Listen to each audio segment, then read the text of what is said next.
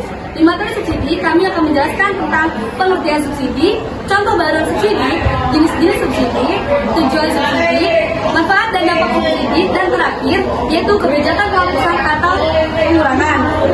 Sebelumnya di sini perkenalkan, nama saya Sastra Mustika Rahayu. Saya Meriana, saya Gina Nisa Sudiwan. Saya Mustika Rahayu. Saya Janur Umam. Saya Nopali Sofian. Nah, sebelum kita mulai materi, kita ada pantun nih. Mentari pagi bersinar terang. Cakap. Burung berkicau sambut hari. Cakap. Mari kita mulai dengan hati riang. Cakap. Bersama penuh semangat dan inspirasi. Saya Nopali Sofian. Saya akan menjelaskan pengertian tentang subsidi. Subsidi adalah bantuan atau dukungan finansial yang diberikan oleh pemerintah kepada individu, kelompok, atau perusahaan untuk mengurangi biaya produksi atau konsumsi barang atau jasa tertentu.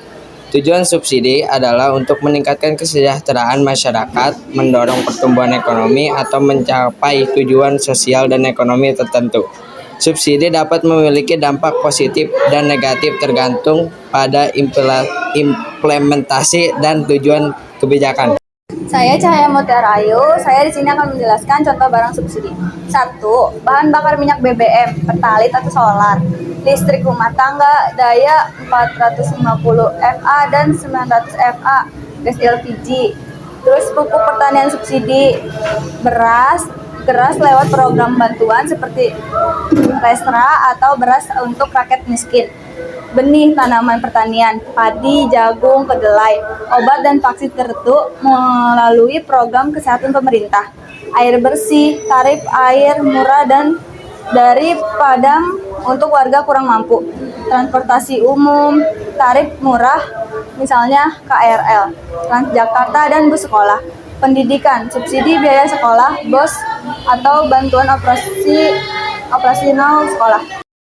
Saya Sastra Mustika Rahayu ingin menjelaskan tentang tujuan-tujuan subsidi. Tujuan-tujuan subsidi itu ada 6. Pertama, membantu masyarakat berpenghasilan rendah agar dapat menghasilkan barang atau jasa penting. Kedua, menjaga kestabilan harga barang kebutuhan pokok. Yang ketiga, meningkatkan daya beli masyarakat. Yang keempat, mendorong pertumbuhan ekonomi dan kegiatan produksi dalam negeri. Kelima, mengurangi kesenjangan sosial dan ekonomi. Dan yang keenam, mendukung sektor-sektor strategis seperti pertanian, pendidikan, dan energi. Halo, saya Janur Umam. Saya akan menjelaskan atau saya akan menyebutkan jenis-jenis subsidi.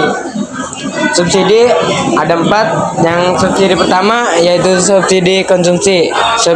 Subsidi konsumsi bertujuan untuk menurunkan harga barang pokok untuk konsumen.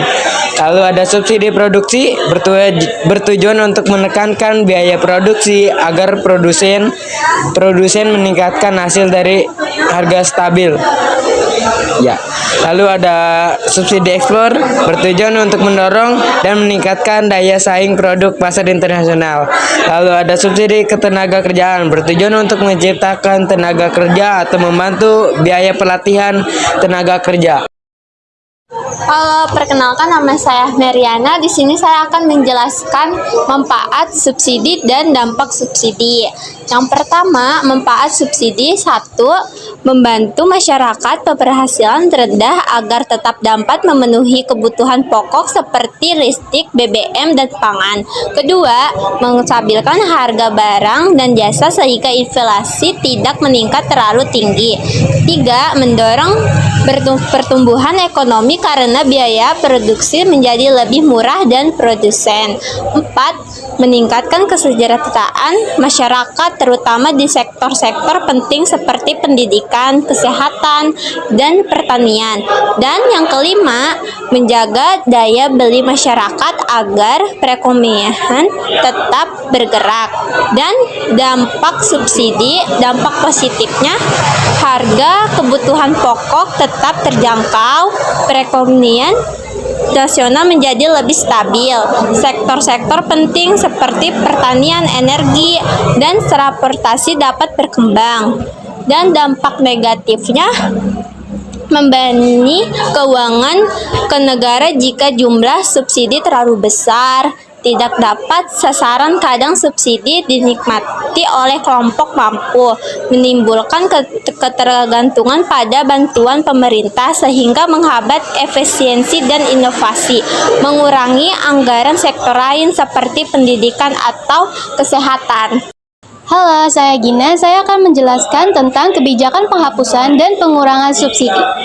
Kebijakan pengurangan dan penghapusan subsidi ini dilakukan pemerintah untuk mengurangi dana bantuan subsidi agar keuangan negara lebih efisien dan dana bisa dialihkan ke sektor yang lebih penting seperti pendidikan dan kesehatan.